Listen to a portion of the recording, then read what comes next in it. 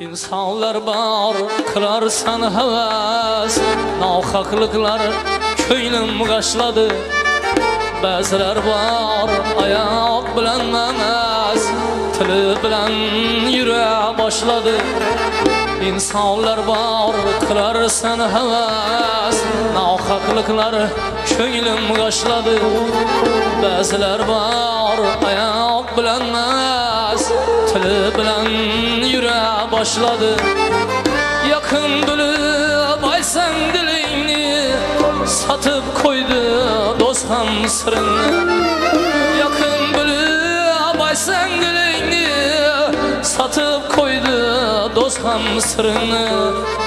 Düşman kılıp birbirini, soylu sözünden tana başladı.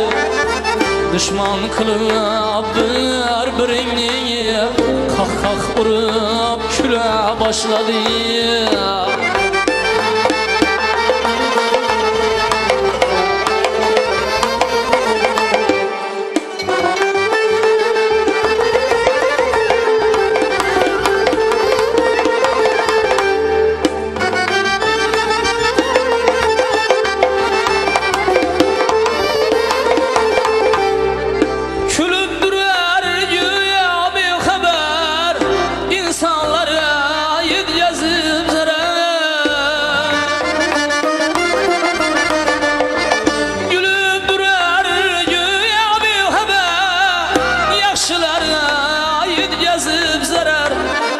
Şeytan kebi hemmeni aldırır, napaş işler kıla başladı.